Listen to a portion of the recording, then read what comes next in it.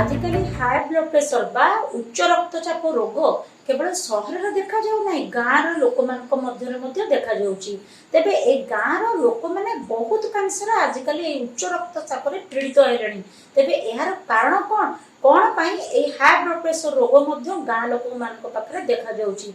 ताहा हेउची पखाळ भातरे बेसी लुण खाइबा। जड़े लोक 2 ରୁ 3 थर पखाळ भात दिन सारा भितर खाई दउची। तेणु जेते थर पखाळ भात खाऊची सेते थर लुण मध्य खाऊची। तबे एते लुणर आम शरीर पई प्रयोजन नाही। ए लुणरे सोडियम थिबारु आम शरीर रे वाटर रिटेंशन होई परे हाई ब्लड प्रेशर बा उच्च रक्तचाप रोग सृष्टि होइताय। किछि लोक गरम भात ऊपर मध्य लुण पकाई खाई थांती। तबे से बाटे मध्य लुण आम शरीर को जाई ब्लड प्रेशर बढ़ाइताय। या छड़ा बहुत लोक निजर कार्य अनुसार कार्बोहाइड्रेट बा श्वेतसार खाद्य जेपरिक भात आलू चीनी ए सब को न खाई बेसी परिमाण खाई थांती।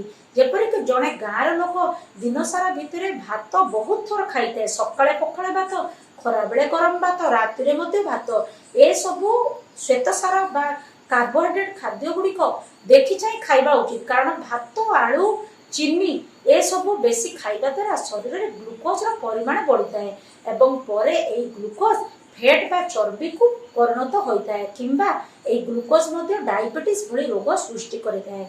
ए डायबिटीज हो बा अत्यधिक फैट चर्बी हो ए सब कारण शरीर में कोलेस्ट्रॉल मात्रा अधिक होई परे हाई ब्लड प्रेशर भली रोग सृष्टि करिथाए। एवं आउ गोटिए कथा गाँ गहर अधिकांश लोक मिक्सचर खाइबा बहुत भल पाई थांती। एवं जड़े लोक जदि मिक्सचर अधिकांश समय खाऊची तेबे तार भविष्य में निश्चित 100% हाई ब्लड प्रेशर होबार संभावना रही। तेणु जड़े लोक मिक्सचर किंबा फ्राइड जिनस जेपरि चिप्स ए सब जिनस मध्य बेसी खाइबा उचित नुहे। ए सब जदि जड़े लोक बेसी खाऊची और हाई ब्लड प्रेशर रोग तार अच्छी एगुड़िक बंद करने फल तार ब्लड प्रेशर मध्य निश्चित भाव में कंट्रोल हो जाई थाए। तेणु गाँ लोकों को मोर रिक्वेस्ट आपण जदि पखाळ भात खाउछथि ठीक अछि किंतु सेथरे बेसी परिमाण लुण व्यवहार करंतुनी। गरम भात रे मध्य लुण पकाई खाइबा उचित नुहे एवं जो तरकारी आपण रांधुछथि सेथरे कंट्रोल परिमाण रे लुण यूज करबा कथा। आ निजर शरीर रो जेतिकी खर्च होउची आपण जेते एक्टिव रहउछथि से अनुसार आपण चीनी आलू भात को खांतु।